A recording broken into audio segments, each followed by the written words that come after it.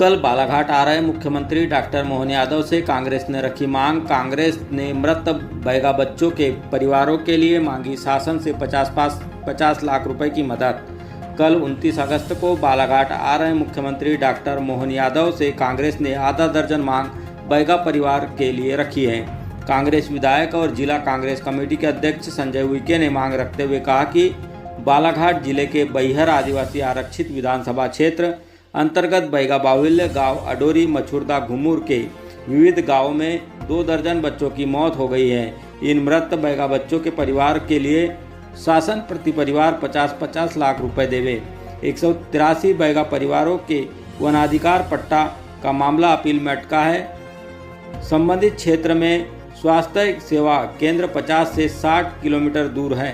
जिला अस्पताल 100 से 110 किलोमीटर दूर है। इसलिए अडूरी, बोंदरानी, नेवरगांव, पाथरी, केंडाटोला, चिखली, दुलापुर में उप स्वास्थ्य केंद्र और सोनगुड्डा में प्राथमिक स्वास्थ्य केंद्र खोले जाने की मांग की है। कांग्रेस विधायक संजय उइके ने टेक होम पोषण आहार मार्च से जुलाई महीने तक गर्भवती महिला और बच्चों को नहीं वितरित किया गया, इसलिए उन्हें भत्ता दिया जाए।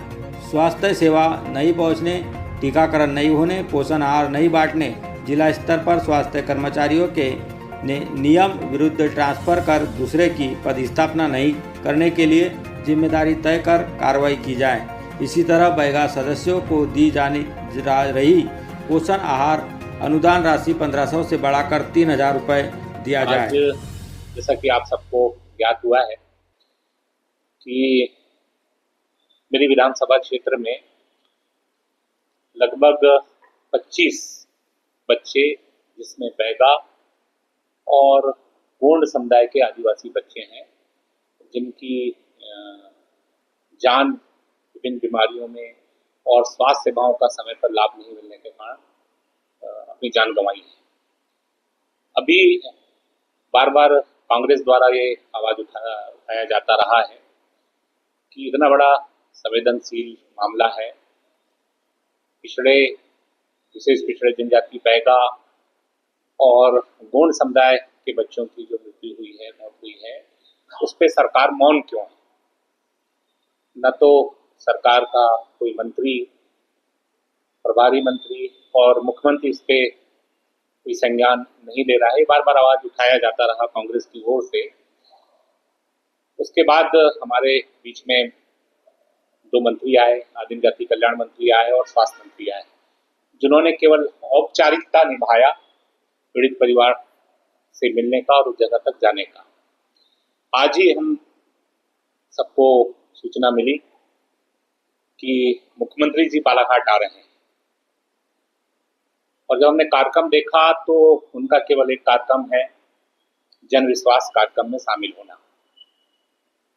जब इतना बच्चे की जान चली गई है, बहुत संवेदनशील मुद्दा है, वहां प्रदेश के मुखिया नहीं जाना पसंद कर रहे हैं, उनके लिए कोई संवेदना व्यक्त नहीं कर रहे हैं, और बालाघाट आना और केवल जन विश्वास जो सरकारी कार्यक्रम है, अपनी सरकारी योजनाओं का बखान करना, यही एक कार्यक्रम उन्होंने रखा है।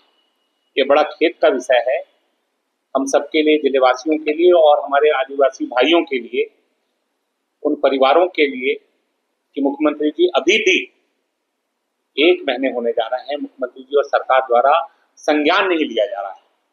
न तो किसी जवाबदार अधिकारी के खिलाफ कोई कार्रवाई की जा रही है, न कोई इंक्वायरी बिठा ली जा रही है, न उस विषय पे क्या किया जाएगा, न ही उन परिवारों को क्या सहायता दी जाएगी, इस बारे में कोई बात अभी तक नहीं की जा रही है। मैं आप सबके सामने, चूंकि मुख्यमंत्री जी आ रहे हैं, तो मैं आप सबके माध्यम से कहना चाहता हूँ, मुख्यमंत्री जी तक ये संदेश पहुंचाना चाहता हूँ कि अगर आप में थोड़ी भी संवेदना है तो उन परिवारों से मिलिए, वहां जाकर मिलिए, क्षेत्र के क्या हालात हैं वो समझिए, और कौन जवाबदार अधिकारी है उसके खिलाफ कार्रवाई करिए। इसी संबंध में हमारी कुछ बातें और हमारी कुछ मांगे हैं जो हम आपके माध्यम से रखना चाहते हैं, जो मैं आपके समक्ष रखना चाहता हूँ। जो बैगा परिवार, जिन बैगा परिवारों की भूमि, बहुत सारे बैगा परिवार हैं जो भूमिहीन है। जैसा कि आप सब लोग गए होंगे तो आपको बताया गया होगा कि 183 लगभग ऐसे बैगा परिवार हैं जहां प्रभावित क्षेत्र हैं। वहां एक पंचायत का यह आंकड़ा है कि 183 ऐसे परिवार हैं, बैगा परिवार, जिनका वन अधिकार का पट्टा जिन्होंने दावा प्रस्तुत किया है वो अमान्य कर दिया गया है। उसको हमने अपील कराया हुआ है। तो हमारी मांग है कि वो अपील जो हमने उन बैगा परिवारों को मान्यता के लिए अपील किया हुआ है वो जल्द से जल्द पूरा होना चाहिए। वो इसलिए भी कि अभी जो चीज निकल के आ रही है, ये कुपोषण है, मलेरिया का संक्रमण हुआ, खसरा का संक्रमण हुआ, मलेरिया फैला और उससे जो डेथ हुई इसमें सबसे बड़ा कारण रहा है कुपोषण। और बैगा में सबसे ज्यादा कुपोषण है, ये सरकार जानती भी है और कुपोषण के लिए योजनाएं भी चला रही है। तो कितना धरातल में उतरा है, नहीं उतरा है, इसलिए हमारी मांग है कि वो बैगा परिवार जिनकी जीविका वनों से है, वनोपज से है, उनके पास जीविका का कोई साधन नहीं है, तो उनको बेघर बार करने के बजाय जो मान्यता के दावे उन्होंने लगाए हैं, जो अपील जिला कार्यालय में पेंडिंग है, एक तो वो अपील का निराकरण जल्द हो ताकि उन परिवारों को उसका लाभ मिल पाए। दूसरी बात यह है कि ये जो बैगा परिवार हैं, इन बैगा परिवारों के लिए मध्य प्रदेश सरकार द्वारा पोषण आहार अनुदान योजना चलाया जा रहा है। पूरक पोषण देने के लिए पोषण आहार योजना चलाया जा रहा है, जिसकी राशि केवल 1500 रुपए दी जा रही है। हमारी मांग है कि कम से कम उस राशि को बढ़ाकर 3000 रुपए किया जाए ताकि वो अपना ठीक से जीवन यापन कर पाए। तीसरी बात है कि हमारे विधानसभा क्षेत्र में जो प्रभावित क्षेत्र हैं वहाँ दूरियां बहुत है, दूरस्थ क्षेत्र बहुत हैं, लंबी लंबी दूरियां हैं, बसाहट अलग अलग हैं, टोले पारे बहुत हैं। तो जो स्वास्थ्य सेवाएं हैं वो स्वास्थ्य सेवाएं वहां से ठीक से नहीं पहुंच पा रही हैं। तो कुछ हमारी जगह हैं जहां हम उप स्वास्थ्य क्षेत्र की मांग कर रहे हैं, जैसा कि एक दुल्लापुर है, बुंदारी है, नेवर गांव है, चिखली है, केंडरटोला है, अडोरी है। ऐसी जगह में हम चाहते हैं कि उप स्वास्थ्य केंद्र खोलें ताकि स्वास्थ्य सेवाएं और बेहतर हो पाए। साथ ही साथ सोनगुड्डा पीएससी में एक क्षेत्र आ रहा है जहाँ ये प्रभावित गांव है, उन गांव में बेहतर स्वास्थ्य सेवा के लिए हम चाहते हैं कि जो सोनगुड्डा प्राथमिक स्वास्थ्य केंद्र है उसको सामुदायिक स्वास्थ्य केंद्र में उन्नयन किया जाए, सामुदायिक स्वास्थ्य केंद्र में उन्नयन किया जाए और साथ ही साथ पाथरी में भी एक प्राथमिक स्वास्थ्य केंद्र हो ताकि उस क्षेत्र में ज्यादा से ज्यादा हमारे जो लोग रह रहे हैं उसको लाभ मिल सके। इसके साथ साथ हम जिन परिवारों के बच्चों की जानें गई हैं उन परिवारों को, चूंकि ये सरकार की गलती, जो स्वास्थ्य सेवाएं नहीं पहुंच पाई, अच्छा पानी नहीं दे पाई और मलेरिया का रोकथाम समय पे नहीं कर पाई, इसके लिए सरकार जवाबदार है। तो इसके लिए कम से कम प्रति परिवार 50 लाख रुपए की मांग हम सरकार की ओर से करते हैं। साथ ही साथ मैं आप सबको एक बहुत महत्वपूर्ण चीज बताना चाहूंगा कि इसके साथ साथ एक बहुत महत्वपूर्ण मांग हमारी ये भी है कि जो सरकार की योजना है, ऐसी महिला और ऐसे बच्चे जिनको पूरक पोषण आहार दिया जाता है, वो पूरक पोषण आहार गर्भवती महिला और 6 माह से लेकर 3 साल तक के बच्चों को टेक होम राशन पूरक पोषण आहार के लिए दिया जाता रहा है। जो मैं पहले भी कहा हूं कि ये पोषण आहार मार्च से बंद है, पूरे मध्य प्रदेश में कहीं नहीं बटा है और उसके पहले जो बटा वो गुणवत्ताहीन था, उसमें पोषक तत्व नहीं थे, वो बांटा गया और उसके कारण जो कुपोषण बढ़ा और उसके कारण खसरे का संक्रमण और मलेरिया जैसी चीजों से हमारी बच्चों की जान गई है।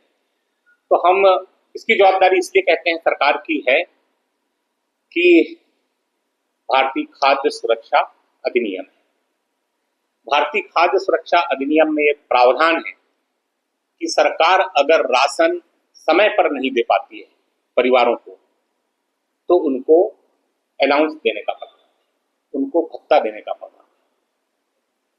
भारतीय खाद्य अधिनियम के तहत 2013 के तहत नियम 15 के तहत भत्ता देने का प्रावधान है।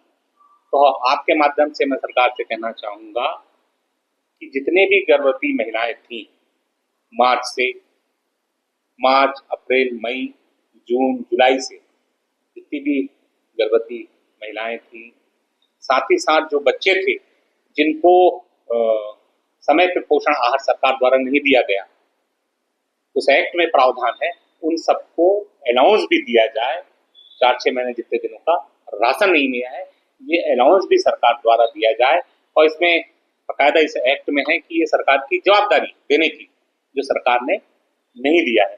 कि मैं आप सब पत्रकार साथियों के माध्यम से सरकार तक पहुंचाना चाहता हूँ। साथ ही साथ आप सबको अवगत कराना चाहता हूँ कि अगर ये मांग हमारी मुख्यमंत्री जी या सरकार द्वारा नहीं मांगा गया तो कांग्रेस द्वारा एक बड़ा आंदोलन हम अभी हमारे सारे साथियों के साथ मिलकर तय करेंगे और एक बड़ा आंदोलन हम शीघ्र ही करेंगे।